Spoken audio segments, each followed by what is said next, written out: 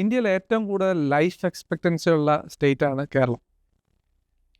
എന്നാൽ കേരളത്തിൽ തന്നെയാണ് ഏറ്റവും കൂടുതൽ ലൈഫ് സ്റ്റൈൽ ഡിസീസസും ഉള്ളത്. ഇത് രണ്ടും കൂടി ഒന്ന് കൂട്ടി വായിച്ചാലോ, നമ്മൾ കൂടുതൽ കാലം ജീവിക്കുന്നുണ്ടെങ്കിൽ പോലും നമ്മൾ രോഗങ്ങളോട് കൂടിയാണ് ഈ കൂടുതൽ കാലം ജീവിക്കുന്നത്. ഇതിൻ്റെ ഉത്തരമായിട്ടാണ് ദ കോൺസെപ്റ്റ് ഓഫ് ലോഞ്ചിവിറ്റി വന്നിരിക്കുന്നത്. നമ്മുടെ കൂടി ഈ ലോഞ്ചിവിറ്റി എന്ന കോൺസെപ്റ്റിനെ കുറിച്ച് സംസാരിക്കാനായിട്ട് ഇന്നുള്ളത് doctor Jisha. Hi doctor.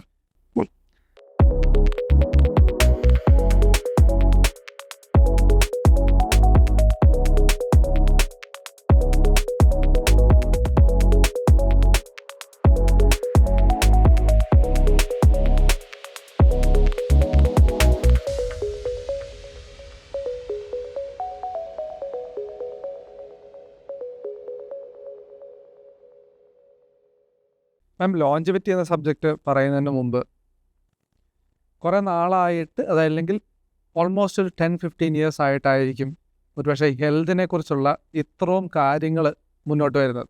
Like it started with probably ജിമ്മിൽ പോകുന്നത് എങ്ങനെയാണ്, സപ്ലിമെൻറ്റ്സ് എങ്ങനെയാണ്, റൈറ്റ് ഫ്രം ഹെൽത്ത് ട്രാക്കേഴ്സ്, അങ്ങനെ കുറേ കാര്യങ്ങൾ വന്നു. Just to understand and clear the air, പഴയ വീഞ്ഞ് പുതിയ കുപ്പിയിലാക്കിയ ഒരു കൺസെപ്റ്റാണോ longevity?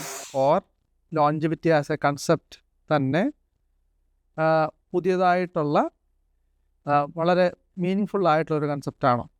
Longevity as a concept ഒരു പുതിയ കൺസെപ്റ്റ് അല്ലല്ലോ ഒരിക്കലും. മനുഷ്യൻ ഉണ്ടായ കാലം തൊട്ടേ മനുഷ്യന് എങ്ങനെ കൂടുതൽ കാലം ജീവിക്കാം എന്നാലോചിക്കുന്നതാണ് ലോഞ്ചിവിറ്റി. ഈസ് ലൈക്ക് എത്ര കാലം നമ്മൾ ജീവിക്കണം. പുതിയ കൺസെപ്റ്റ് ഈസ് ഹെൽത്തി ലോഞ്ചിവിറ്റി, അല്ലെങ്കിൽ ഹെൽത്ത് സ്പാൻ എന്ന് പറയും.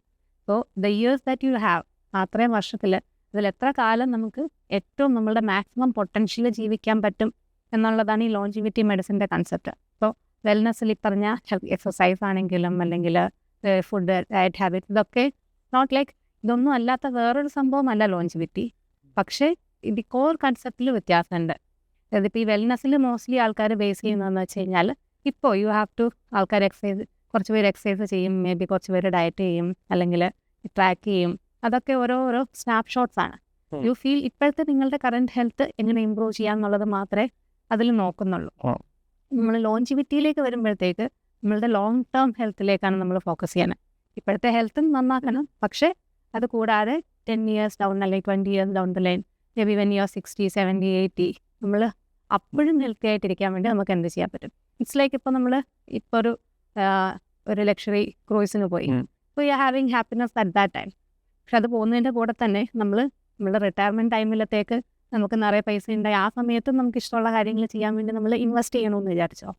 അപ്പോൾ that investment is actually what is ലോഞ്ചിവിറ്റിയിലുള്ള ഇൻവെസ്റ്റ്മെന്റ്. അന്ന് അസുഖങ്ങൾ വരാതിരിക്കാൻ എന്ത് ചെയ്യാം, അല്ലെങ്കിൽ അന്ന് നിങ്ങളുടെ ബോഡി ഹെൽത്തി ആക്കാൻ എന്ത് പറ്റും? That is the core concept of longevity medicine.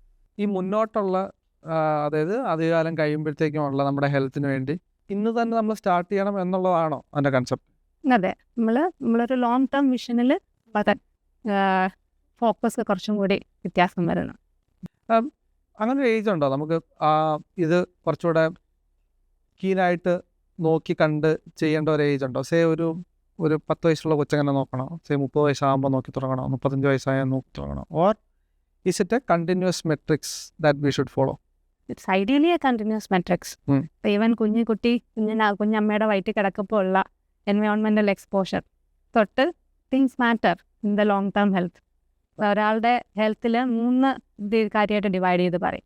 1 is the genetics, 30% is genetics, 30% is the environment. Environment involves ഈ പറഞ്ഞ മാതിരിയുള്ള കെമിക്കൽ എക്സ്പോഷർ, പെസ്റ്റിസൈഡ് എക്സ്പോഷർ, അല്ലെങ്കിൽ പൊല്യൂഷൻ, ഈ ഓൾ ദോസ് തിങ്സ്. ഈ രണ്ടിലും നമുക്ക് മോഡിഫൈ ചെയ്യാൻ പറ്റുന്ന കാര്യങ്ങൾ അറ്റ്ലീസ്റ്റ് ഫോർ നൗ കുറവാണ്. തേർഡ് ഇസ് നമ്മുടെ ലൈഫ് സ്റ്റൈൽ. അപ്പോൾ ലൈഫ് സ്റ്റൈൽ, ഈവൻ കുട്ടികളുടെ ലൈഫ് സ്റ്റൈൽ ഓൾസോ മാറ്റേഴ്സ്. ചെറുതായിരിക്കുമ്പോൾ തൊട്ടേ if they are relaying too much on processed foods, അല്ലെങ്കിൽ they are watching too much TV, not exercising, that also will have an impact on the long term.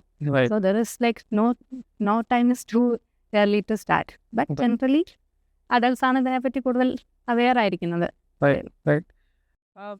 Do you have any numbers? അതായത് typically എൻ്റെ ഒരു എക്സ്പീരിയൻസിൽ പറയുകയാണെങ്കിൽ, ഒരു മാസം മുമ്പാണ് എൻ്റെ ഒരു കൂട്ടുകാരൻ, ഹീസ് 26, കാർഡിയക് അറസ്റ്റ് വന്ന് മരിച്ചു പോയത്. That is nowhere even heard of. അപ്പം അങ്ങനെയുള്ള cases I would have exposure to very limited number of cases around me. പക്ഷേ as a practicing doctor you would have a lot of number of people who have come to you, probably കൊച്ചുകുട്ടികളാവാം അല്ലെങ്കിൽ കുറച്ച് late ആയിട്ടുള്ളവരാവാം, where ആ ഏജിൻ്റെ difference മാമിന് കണ്ടു തുടങ്ങി കാണുമല്ലോ. Generally all these diseases അതിൻ്റെ മാനിഫെസ്റ്റേഷൻസ് വരാൻ എപ്പോഴും ടൈം എടുക്കും. സോ നമ്മൾ broadly speaking definitely these are diseases of the old age. പക്ഷേ ഒരു ഷിഫ്റ്റ് കണ്ടുവരുന്നത് നൗ ഇപ്പം കഴിഞ്ഞ ജനറേഷനിൽ 50 വയസ്സിൽ വന്ന അസുഖം നെക്സ്റ്റ് ജനറേഷനിൽ ഇപ്പം 40 വരുന്നുണ്ട്. ആ ഒരു നേരത്തെ ഷിഫ്റ്റ് ചെയ്യുന്ന ട്രെൻഡ് ഇസ് ദെയർ. അതുകൊണ്ട് തന്നെ കൂടുതൽ കുട്ടികളിലും കാണുന്നുണ്ട്. എസ്പെഷ്യലി കുട്ടികളിൽ ഒബീസിറ്റി കൂടുന്നത് കൊണ്ട് തന്നെ ഈ ചെറിയ ഏജിൽ തന്നെ അതിൻ്റെ കൊളസ്ട്രോൾ കൂടുന്നതും അല്ലെങ്കിൽ ഏർലി ഓൺസൺ ഡയബറ്റീസ് വരുന്നതും ഒക്കെ ആ ഒരു എന്താ പറയുക ഈ ഒബീസിറ്റി കൂടുന്നത് കൊണ്ടും ഇതൊക്കെ ഉണ്ടാവുന്നതാണ്. That shift is definitely there. ലോഞ്ചിവിറ്റിയിൽ യൂഷ്വലി യൂസ് ചെയ്തു വരുന്ന മറ്റൊരു കോൺസെപ്റ്റാണ് ബയോളജിക്കൽ ഏജ്. എന്താണ് ബയോളജിക്കൽ ഏജ് എന്ന് ഒന്നുകൂടെ വിശദമാക്കാമോ? അതിൻ്റെ ഡിഫറൻസ് എന്താണ്? വൈ ഇസ് ഇറ്റ് ഇമ്പോർട്ടൻ്റ് എന്നുള്ള കാര്യം. ഒരാളുടെ ഇപ്പോൾ ലോഞ്ചിവിറ്റിയിൽ ബേസിക് ആയിട്ടുള്ള പലതരത്തിലുള്ള ഏജസ് ഉണ്ട്. ഒന്ന് ബയോളജിക്കൽ ഏജ്, അവരുടെ ബോഡിയുടെ ഏജ്, അതുപോലെ മെറ്റബോളിക്കൽ ഏജ്, അതുപോലെ അവരുടെ ജീൻസിൻ്റെ ഏജ്, അങ്ങനെ പലതരത്തിലുള്ള ഏജ് ഉണ്ട്. കൂടുതൽ ഡീറ്റെയിൽസ് പോകുന്നില്ല. പക്ഷേ ഇത് വാട്ട് എന്ന് പറയുന്നതെന്ന് വെച്ച് കഴിഞ്ഞാൽ ഒരാൾ number of years they have lived, അത് ഒരേ വർഷം ജയിച്ച എല്ലാവർക്കും സെയിം ആയിരിക്കും. പക്ഷേ based on what there body has been going through അതിനനുസരിച്ചിട്ട് അവരുടെ ബോഡി ഏജ് ചെയ്യുന്നതിനൊരു ഡിഫറൻസ് ഉണ്ടാവും. അതുപോലെ അവരുടെ മെറ്റബോളിക് പാരാമീറ്റേഴ്സ് അത് കാരണം നമ്മുടെ ഇൻറ്റേർണൽ ഓർഗൻസ് ഏജ് ചെയ്യുന്നതിന് ഒരു ചേഞ്ച് ഉണ്ടാവും. So this is actually more relevant. ശരിക്കും എൻ്റെ കറക്റ്റായിട്ടുള്ള കാൽക്കുലേഷൻ നോക്കിക്കഴിഞ്ഞ് കഴിഞ്ഞാൽ ഒരു 35 വയസ്സുള്ള ഒരാളുടെ അവരുടെ ബോഡി ഏജ് നോക്കിക്കഴിഞ്ഞാൽ if it is less than there 35 years കുറച്ചും കൂടെ മോർ ഹെൽത്തിയർ ആണ്. അല്ലെങ്കിൽ അവരുടെ ഹാർട്ടിൻ്റെ ഏജ്, ഹാർട്ടല്ല കാർഡിയോവാസ്കുലർ എന്ന് പറയുക, കാരണം ഹാർട്ടും ബ്ലഡ് വെസലുകളും എല്ലാം അതിൽ കൂടെ അതാണ് ഈ കൊളസ്ട്രോളിൻ്റെയൊക്കെ ഇമ്പാക്റ്റ് കൂടുതലായിട്ടുണ്ടാവുന്നത്. അത് കൂടുതലാണെന്ന് വെച്ച് കഴിഞ്ഞാൽ അവർ ആ ഓർഗൻസ് അത്രയും പെട്ടെന്ന് 35 വയസ്സിനുള്ള ഒരാളുടെ ഹാർട്ട് ഹെൽത്ത് ഏജ് 40 ആണെന്ന് വെച്ച് കഴിഞ്ഞാൽ അത്രയും അവർക്ക് റിസ്ക് കൂടുതലാണ്. കാരണം ഏജ് കൂടുന്തോറും ഈ അസുഖങ്ങൾ വരാനുള്ള റിസ്ക് കൂടും. അതുപോലെ ടീലോമിയർ ഏജിങ് എന്നൊക്കെ ഉണ്ട്. നമ്മളുടെ ഈ ഇൻഫ്ലമേഷൻ, എന്താ പറയുക, ഓക്സിഡേറ്റീവ് സ്ട്രെസ്, ഇതൊക്കെ കാരണം നമ്മുടെ ക്രോമസോമിന് ഉണ്ടാകുന്ന ഡാമേജ് അത് നമുക്ക് ഈ ടീലോമിയറിൻ്റെ ലെങ്ത് നോക്കിക്കഴിഞ്ഞാൽ മനസ്സിലാവും. അതൊക്കെ എൻ്റെ ലോഞ്ചിവിറ്റി മെഡിസിൻ്റെ കൂടുതൽ ഡീപ്പർ ആയിട്ടുള്ള സ്പെസിഫിക്സ് ആണ് ഈ ഓരോ ഏജസ് വരുന്നത്. അതിൻ്റെ ബേസിൽ ഈ ഏജിങ് ക്ലോക്സ് സ്ലോ ചെയ്യുക എന്നുള്ളതാണ് one of the core concepts of longevity medicine. Right. അതായത് നമുക്ക് യൂഷ്വലുള്ള ഏജിനേക്കാളും ഏജ്ഡ് ആയിരിക്കും നമ്മുടെ ഹാർട്ട് അല്ലെങ്കിൽ നമ്മുടെ ബാക്കി മെട്രിസസ്, അതാണ് പറഞ്ഞത് അല്ലേ? നമ്മൾ ആക്ച്വലി ഞാൻ ക്ലിനിക്കിൽ തന്നെ ഒരു ആൾക്കാരുടെ ഡീറ്റെയിൽഡ് ഹോൾ ബോഡി ചെക്കപ്പ് ചെയ്യുമ്പോൾ we actually calculate some of these ages. ചിലത് കാൽക്കുലേറ്റ് ചെയ്യാൻ DNA മെത്തിലേഷൻ ഒക്കെ നോക്കണം, കുറച്ചും കൂടെ എക്സ്പെൻസീവ് പ്രോസസ്സുകളാണ്. ബട്ട് സിമ്പിളായിട്ട് നമ്മളുടെ റുട്ടീൻ ബ്ലഡ് ടെസ്റ്റിൽ നിന്ന് തന്നെ ഈനോ ഏജ് അല്ലെങ്കിൽ മെറ്റബോളിക് ഏജ് എന്ന് പറയുന്ന സംഭവം നമുക്ക് കാൽക്കുലേറ്റ് ചെയ്യാൻ പറ്റും. അപ്പോൾ അത് കാൽക്കുലേറ്റ് ചെയ്യുമ്പോൾ നമ്മൾ സിംപ്ലി വളരെ സിമ്പിളായിട്ട് വിചാരിക്കുന്ന ബ്ലഡ് പാരാമീറ്റേഴ്സാണ്. അത് ഒറ്റയ്ക്ക് നോക്കുമ്പോൾ നമുക്കതിലൊരു വേരിയൻസ് കാണാനും പറ്റില്ല. പക്ഷേ ഇതിൻ്റെ ഫോർമുല യൂസ് ചെയ്ത് കാൽക്കുലേറ്റ് ചെയ്യുമ്പോഴത്തേക്ക് ചിലപ്പോൾ അതിൽ നല്ലൊരു വേരിയൻസ് ഉണ്ടാവും, ഒരാളുടെ ഏജിനേക്കാൾ കൂടുതലായിരിക്കും. അപ്പോൾ then you have to be കുറച്ചും കൂടെ കെയർഫുള്ളായിട്ട് അവരുടെ ലൈഫ് സ്റ്റൈൽ ഒപ്റ്റിമൈസ് ചെയ്യേണ്ടി വരും.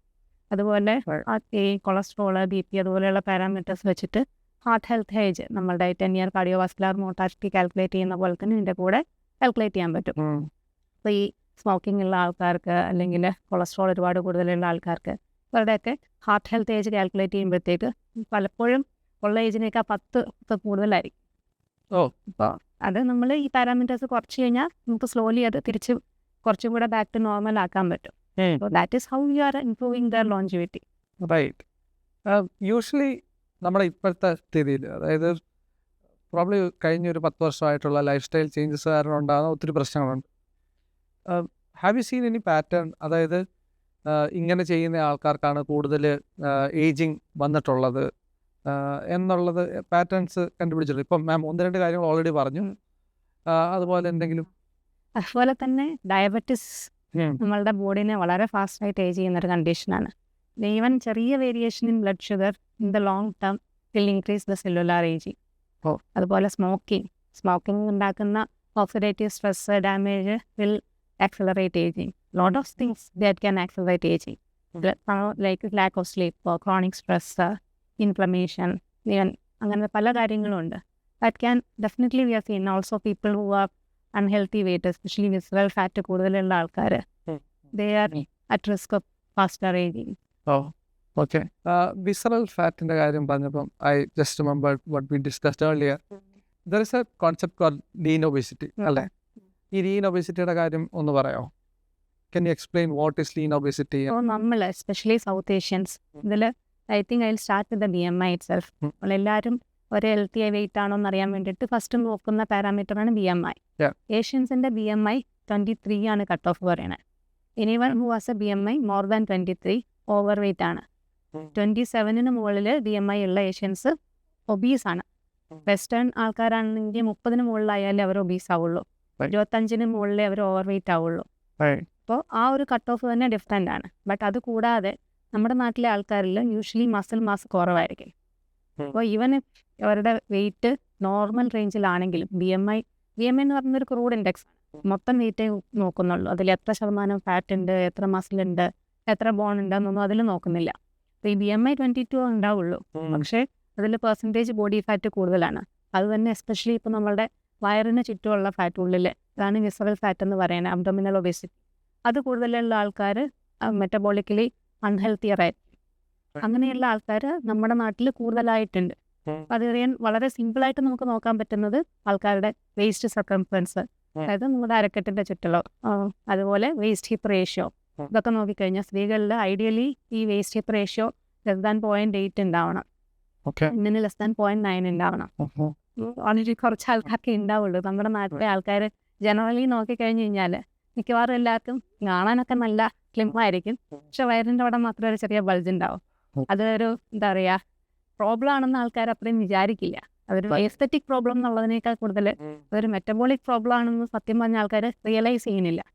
പണ്ടൊക്കെ എന്ന് വെച്ച് കഴിഞ്ഞാൽ പഴയ കഥകളിലൊക്കെ കേൾക്കാം, കുടവയറുള്ളത് ഒരു ആഠ്യത്വത്തിൻ്റെ എന്നുള്ളതാണ് ഒരു കൺസെപ്റ്റ് ഉണ്ടായിരുന്നത്. അപ്പോഴത്തേക്ക് ആൾക്കാർ ഇതൊരു പ്രോബ്ലം ആണെന്നുള്ളൊരു കൺസിഡറേഷനേ ഇല്ല.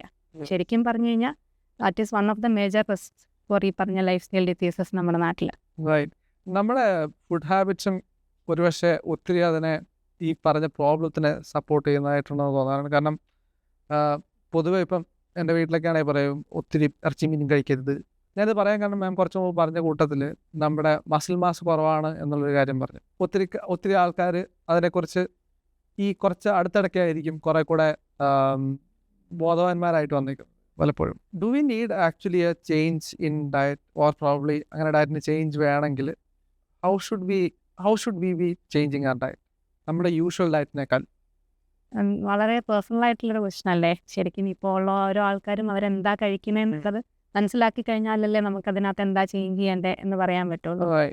മലയാളികൾ ആസ് എ ഹോൾ ഇപ്പം എല്ലാവരും പറയുന്ന പ്രോബ്ലംസ് ഉണ്ട്. അതായത് ചോറ് ഒരുപാട് കഴിക്കും. അത് ശരിക്കും പ്രോബ്ലം ആണെന്ന് വെച്ചാൽ എന്താ എൻ്റെ പ്രോബ്ലം എന്ന് വെച്ച് കഴിഞ്ഞാൽ പ്ലേറ്റ് ബാലൻസ്ഡ് അല്ല എന്നുള്ളതാണ് എൻ്റെ പ്രോബ്ലം. ചോറ് എല്ലാം ഇല്ല. പക്ഷേ ഒരു ആവറേജ് മലയാളിയുടെ ഒരു പ്ലേറ്റ് എടുത്തു കഴിഞ്ഞ് കഴിഞ്ഞാൽ അതിൽ ഒരു പൂന ചോറും പിന്നെ സൈഡിലൊരു ഇത്തിരി കറിയാണ് ഉണ്ടാവുക. ആ ബാലൻസ് ഒന്ന് മാറ്റി കഴിഞ്ഞ് കഴിഞ്ഞാൽ നമുക്ക് ഹെൽത്തി ആയിട്ട് ചോറ് കഴിക്കാൻ പറ്റും. ഈ WHO പ്ലേറ്റ് മോഡൽ എന്ന് പറയുന്ന സംഭവം, അതായത് half your plate should be vegetables or fruits. ഒരു പ്ലേറ്റ് എടുത്താൽ അതിൻ്റെ പകുതി പച്ചക്കറികളായിരിക്കണം. പിന്നെയുള്ള പകുതിയുടെ ഒരു ക്വാർട്ടർ എന്തെങ്കിലും പ്രോട്ടീൻ സോഴ്സ് ആയിരിക്കണം. പിന്നെ ഉള്ളതാണ് നമ്മളുടെ കാർബോഹൈഡ്രേറ്റ് സോഴ്സ് ഉണ്ടാവുന്നത്. ചോറ് അല്ലെ ചപ്പാത്തി ആണെങ്കിലും ഓട്സ് ആണെങ്കിലും ഇതൊക്കെ കാർബോഹൈഡ്രേറ്റ് സോഴ്സ് ആയി. അത് ആ ഒരു മോഡറേഷനിൽ നിർത്തി ആവശ്യത്തിന് ഫൈബർ വെജിറ്റബിൾസ് എത്തുന്നുണ്ട്, പ്രോട്ടീനും കിട്ടുന്നുണ്ടെന്ന് വെച്ച് കഴിഞ്ഞ് കഴിഞ്ഞാൽ ചോറ് ഹെൽത്തിയാണ്. അതിൽ അതിൽ തന്നെ വരും ഈ പറഞ്ഞ അധിക പ്രോട്ടീൻ കഴിക്കുന്നില്ല അല്ലെങ്കിൽ ഇറച്ചി മീനും കഴിക്കുന്നില്ല എന്നുള്ള ഇഷ്യൂ. റെഡ് മീറ്റ് പലപ്പോഴും ഡാമേജിങ് ആണ്. പക്ഷെ ഇപ്പോൾ വൈറ്റ് മീറ്റ് ആണെന്നുണ്ടെങ്കിൽ എസ്പെഷ്യലി എഗ്ഗോ ചിക്കനോ ഫിഷ്, നമ്മളുടെ ട്രഡീഷണൽ ഡയറ്റിൽ ഫിഷ് ഒരുപാട് ഉണ്ടായിരുന്നു ആക്ച്വലി.